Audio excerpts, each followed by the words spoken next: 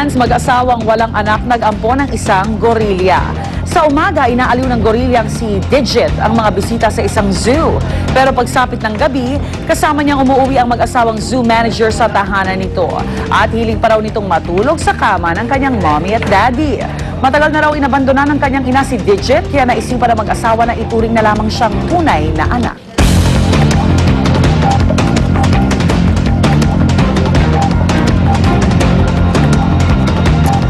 Unang chika na, narito na po si Luwan D. Lak.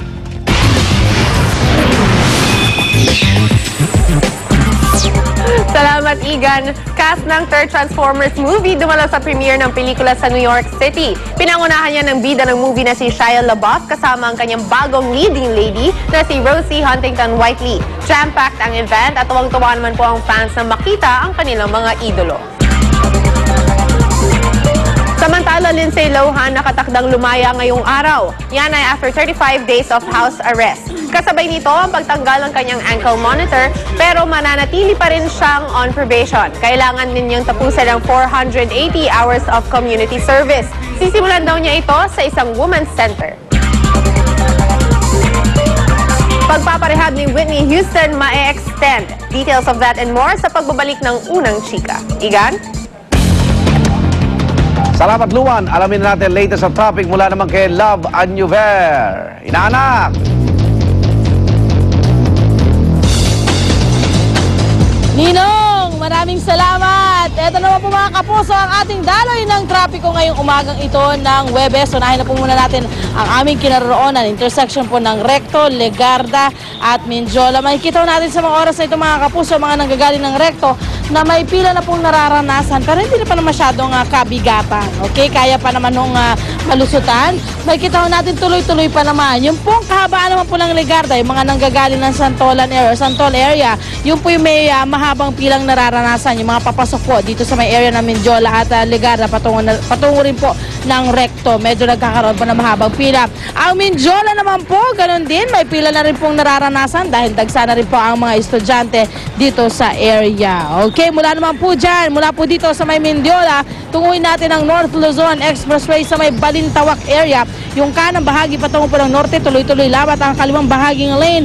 Patungo naman po ng EDSA, rumakit ng EDSA, tumutungo ng Blumentritt, wala naman hong problema. Sa may iba pang bahagi po ng North Luzon Expressway, makikita niyo po sa inyong mga telebisyon ang Bikutan area. May kita ho natin ang magkabilang lane, wala rin hong problema ang ating daloy ng trapiko dyan. Yung kaliwa ay patungo ng Taguig at ang kanan ay patungo po ng Paranaque. Wala hong problema. Sa may EDSA Kamuning, doon may problema mga kapuso. Ang kanang bahaging lane patungo ng Makati and South area, mahaba na po ang pila. Halos hindi na gumagalaw itong mga sasakyan. Ang yung kaliwang bahagi naman patungo ng norte, tuloy-tuloy lamang. Traffic news tayo mga kapuso ngayong linggo. Inumpisahan na ng Land Transportation Franchising and Regulatory Board or LTFRB na aksyonan ng mga bus na may wrap-around ads na bumabalot sa halos buong bus or buong bus. Umabot na po sa 37 buses na ang nahuli ng LTFRB. Kinukuha po ang lisensya at tinatanggalan ng license plate. May memorandum ang LTFRB noon pa mang 2009 na nagsasabing kailangan ng permiso sa otoridad bago po makapaglagay ng mga ads sa mga bus. Okay, sa ibang balita, matapos po ang isang buwan na public information, bukas po ay uumpisahan na July 1 ng MMDA ang panghuhuli sa mga maninigarilyo sa mga bawal na lugar dito sa Metro Manila. Ang mahuhuli po ay may multang 500 piso o 8 oras na community service. Sumunod po tayo sa batas. Okay.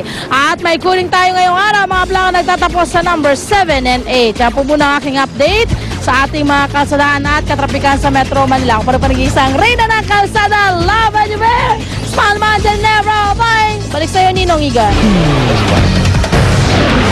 Salamat, Lab. At ang iritawing mamaya exclusive, bangkay ng 2 magsasaka natagpuan sa isang sapa sa Ilagan, Isabela. At robot na kayang umakyat sa puno na imbento sa Hong Kong. Abangan yan at iba pa sa unang balita mamaya.